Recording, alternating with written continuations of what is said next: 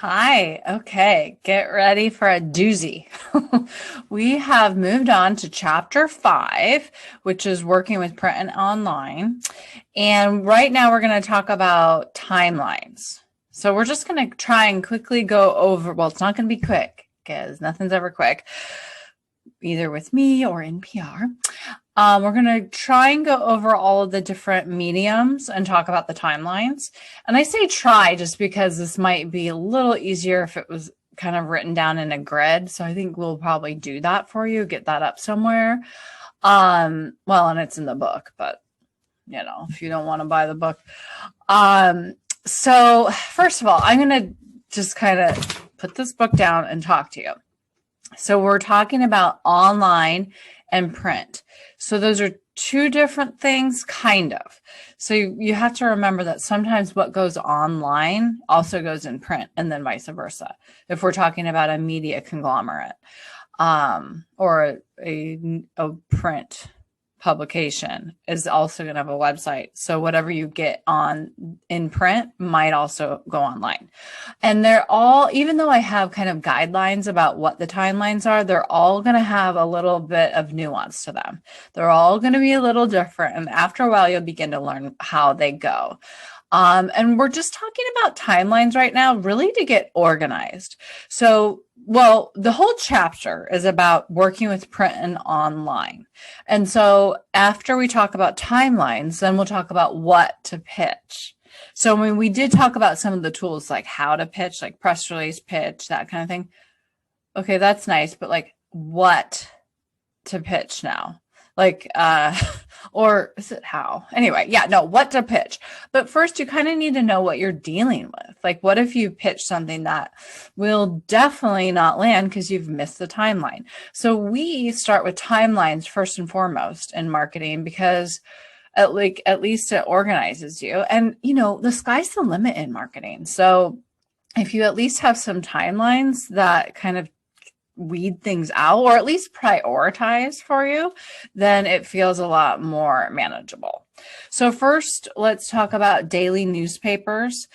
So daily newspapers, and also it's good to talk about what they cover so you kind of know what to pitch, but they're just going to cover anything from a mix of national and international news to whatever their local community is doing.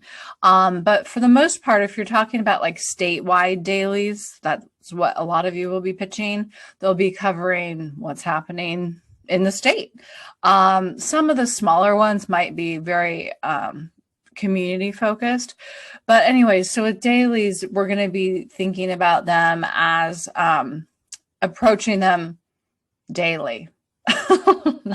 Don't approach them every day. But if they're daily, it means that their timelines are going to be pretty quick because they have to write every day. And so that means you have more leeway though with them. And so you don't have a lot of lead time that you need to worry about. Whereas you'll see some of the others, there is a lot of lead time. So you might miss your mark if you don't get to them soon enough. So you can just, for hard news, like real news, you're dealing with like 2 to 1 day deadlines. So not much. But for other kind of news, I always just think of it like I always approach 3 weeks ahead, mostly with a lot of things actually. And just know that if you approach 3 weeks ahead, you might be a little early, but better to be early than sorry. But then you will have to follow up 2 weeks later. So it's okay to be early because at least you kind of get on their radar. You get like the pitch at least like formulated, and then you need to follow up, and that would be 2 weeks ahead. But now daily newspapers also have their own special sections. So those are all like, they're almost like a publication within a publication. So depending on when those come out, your deadlines can change. And so weekly publications, so that would be a special insert like on entertainment coming out every weekend. You'll want to get info to them 3 weeks ahead. Now, if it's a special section that only comes out 1 or 2 times a year, then that is definitely you want to get out 3 months ahead. And but your drop dead is likely 6 weeks ahead.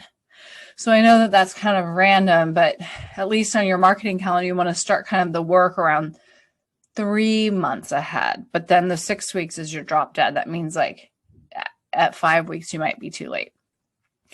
Okay. And so those are also going to be listed in the editorial calendars, which we will go over. And then the local community and newspapers, those are covering what's happening in the local community, as it sounds like. And so those are going to run around monthly or weekly. Now, for bigger areas, some community newspapers could run a couple times a week, but typically we're going to be looking at monthlies. And those are, you're going to want to get the info to them 2 months ahead, but 3 weeks ahead would be your deadline. Whatever that means, because they're monthly. And then weekly, you'll want to get to them 3 weeks ahead is what you're trying to do. But your drop dead is 1 or 2 weeks ahead.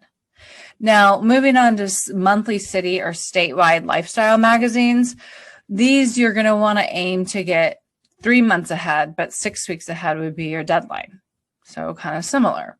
And they're monthly. So you've got to kind of think that there's some similarities here in the monthly cadence.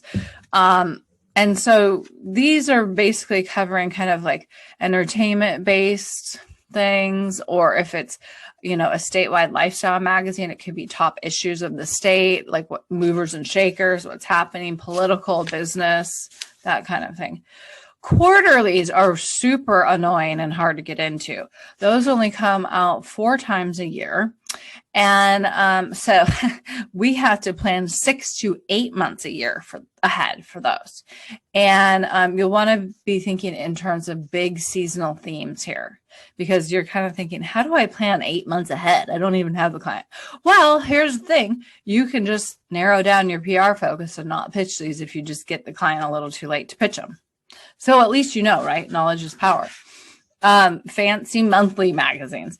So, I've said the other monthly deadlines, what those are, but fancy magazines are like, out of New York, and they cover like fashion or food, and they're like fancy. So that would be like Food and Wine or Forbes or Shape. Those you want to aim for 6 months ahead. But your drop dead is 5 months ahead. So what really I mean is like, it might take a month to like settle into the work. Like, if you're looking at 6 months to 5 months, it might just take you a while to find the right contact. It might take a month. So at least you have the right contact by 5 months ahead when it's the drop dead. And then trade and vertical publications, those, it depends on when they come out, but you can kind of see what the pattern is here. They would probably come out monthly, but I would say the deadline for these would be around 3 to 2 months ahead. So you start your work 3 months ahead, and then know that about 2 months ahead, you could be fine. Okay, so hopefully that helps. If you have questions, pick up the book. It's probably better explained in there.